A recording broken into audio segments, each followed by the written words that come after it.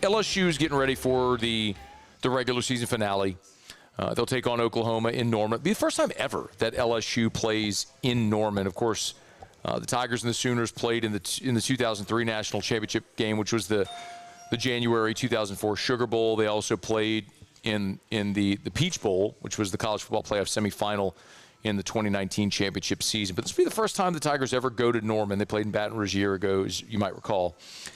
And it's very likely going to be Michael Van Buren under center again. But I did ask Frank Wilson here on Monday the plan for Garrett Nussmeier this week, and here was the Monday update. We're going to try to see what he looks like today, or tomorrow, should I say, in practice. He was good in treatment this weekend, real early on this Monday to project. But we'll give him a go at it and see how he feels, and probably midweek be able to give you better answers to that when I come in here on Thursday or Wednesday. So, by the way, I don't know if Frank Wilson is going to have media availability on Wednesday. Thursday, of course, is his normal media availability day. I asked Michael Bonnet if there was going to be Wednesday availability. They didn't know yet. So, obviously, Thursday is Thanksgiving, and the team will practice. Frank said the team will practice on Thursday morning, on Thanksgiving morning, and then the team will be able to go to have Thanksgiving. For all the players that are from out of town, they'll have a Thanksgiving meal for them in football ops. They're going to turn it into a dining tables and a lot of ambiance, as Frank sort of described, which is cool to see.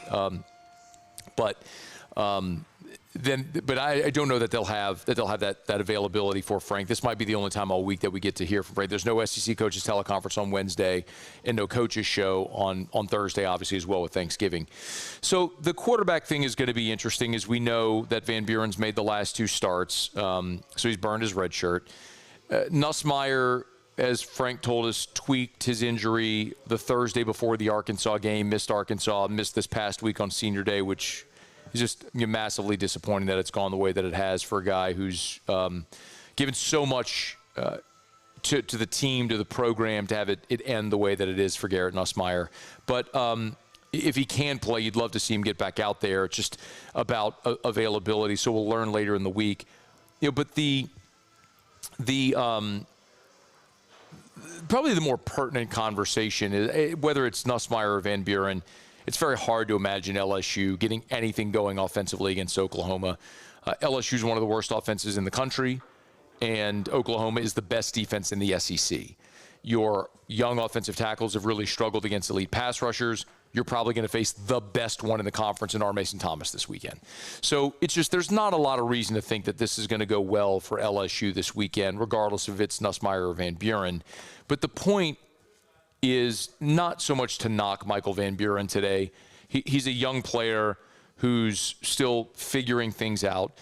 I think the point is for all those who blamed LSU's shortcomings offensively solely or started with their blame on Garrett Nussmeier, this is sort of the point that I've tried to convey.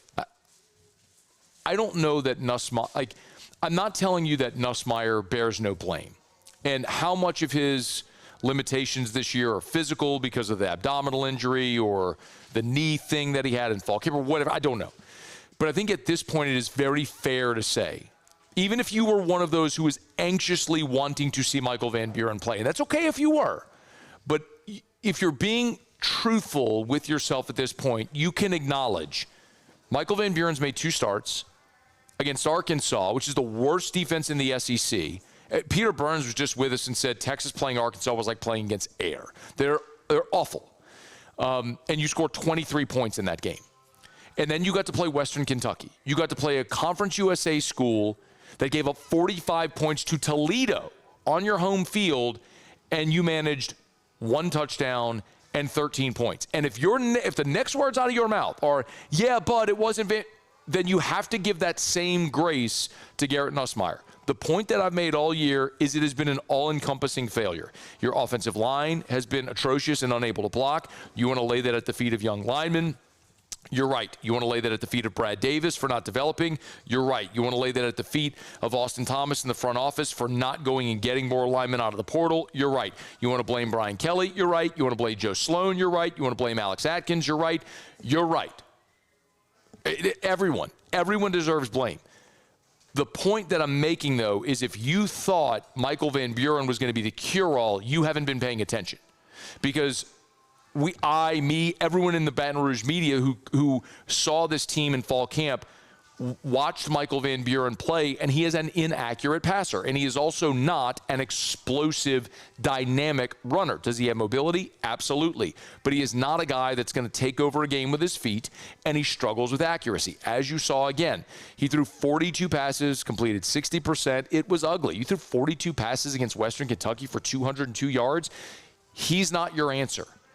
And what you would have hoped to have seen over the final 3 games of this season was enough for Michael Van Buren to say, yep, that guy can be our starter next year. I don't know that anybody is sitting here today going, yep, that guy's ready to be our starter next year. Nobody should be thinking that.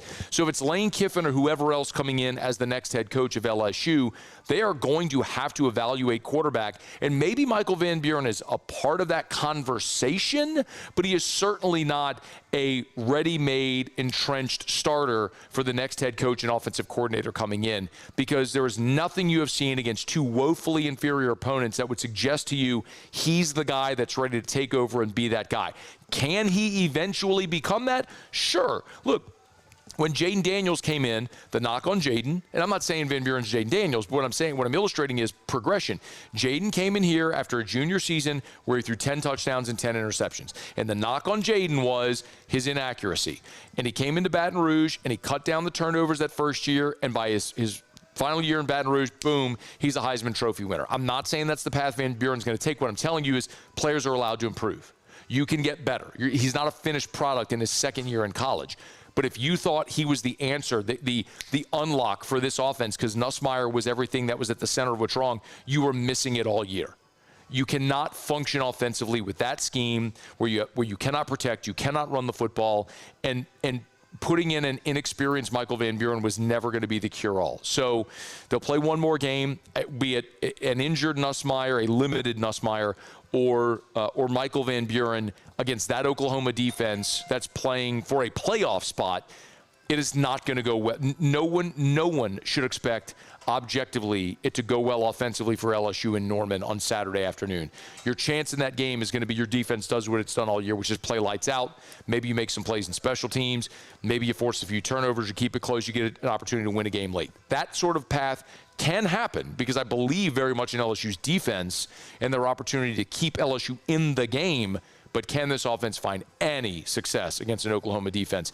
I'm telling you, it doesn't matter if it's Nussmeier or Van Buren. That's just going to be a big, tall task this weekend against the Oklahoma Sooners. Hey, thanks so much for watching. Please leave your comments. I love to interact. And be sure to hit the red subscribe button below.